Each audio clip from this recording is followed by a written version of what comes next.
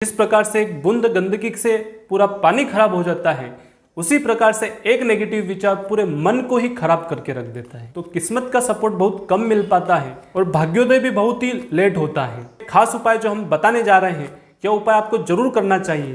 तो पहला उपाय है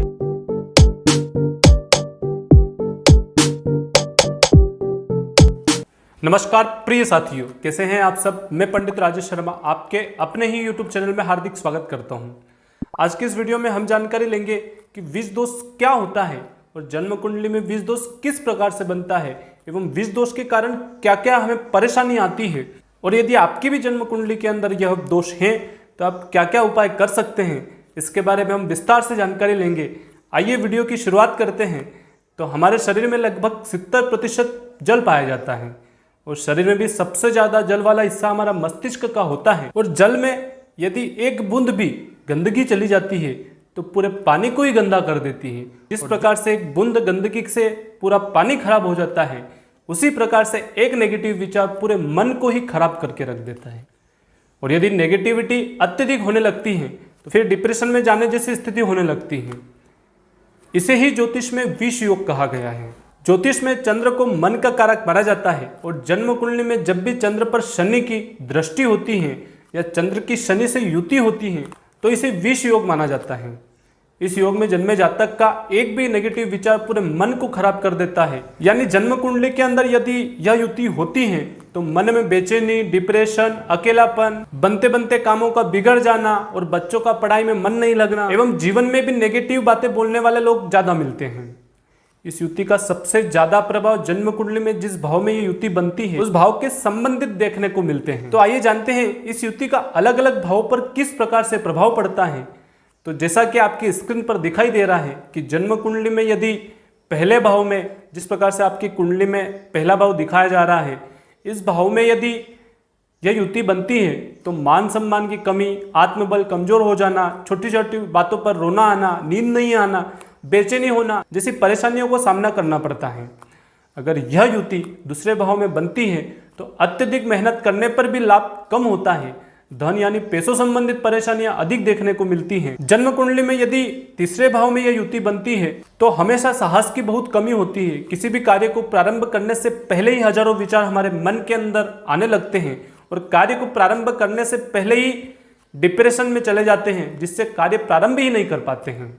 यह युति अगर चतुर्थ भाव में बनती हो तो माँ और घर का सुख नहीं मिल पाता है। अगर यही युति पंचम भाव में बनती हो तो पढ़ाई में मन नहीं लगता है, प्रेम संबंधों में हमेशा ही धोखा मिलता है और मित्रता में भी धोखा मिलता है।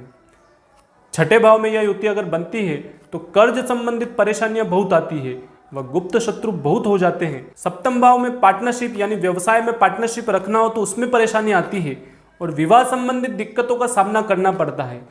या तो विवाह होने में परेशानी होती है या फिर विवाह के बाद में किसी प्रकार के अनबन अधिक रहती है। अगर अष्टम भाव में यह युति बनती है तो जातक को रोगी बना देती है और अधिकतर मामलों में यह मानसिक रोगी ही बनाती है। अगर यही युति भाग्य भाव यानी कि 9वें भाव में बनती है तो किस्मत का सपोर्ट बहुत कम मिल पाता है और भाग्योदय भी बहुत ही लेट होता है। 10वें भाव में यह युति करियर, नौकरी और पिता संबंधित परेशानियां अधिक देती हैं। तो 11वें भाव में यह युति आय के स्रोत सही नहीं मिल पाते हैं और आमदनी से ज्यादा खर्चा अधिक होने लगता है, यानी आर्थिक स्थिति कमजोर रहती है। 12वें भाव में यह युति अगर होती है तो डिप्रेशन जैसी स्थिति पैदा कर देती है। यानी कहने का मतलब है कि जिस भी भाव में यह दोष बनता है उसके संबंधित परेशानियां ज्यादा देखने को मिलती है। अगर आपकी भी जन्म कुंडली में यह युति है तो इसके लिए उपाय जो हम बताने जा रहे हैं, यह उपाय आपको जरूर करना चाहिए। तो पहला उपाय है शिवजी को जल चढ़ाएं और रोज कम से कम 10 मिनट तक ओम नमः शिवाय का जप करें और 10 मिनट तक मेडिटेशन करें। और दूसरा उपाय है हमेशा मोटिवेशनल बातें सुनें, क्योंकि चंद्र मन का कारक होता है और शनि से पीड़ित होता है।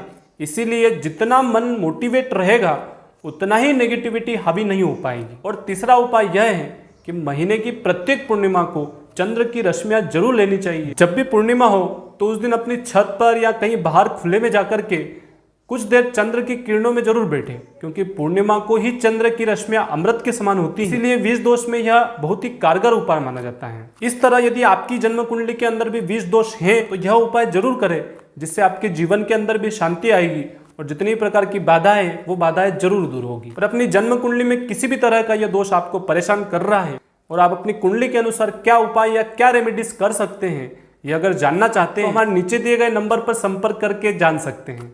आज के वीडियो में इतना ही। जय माता दी।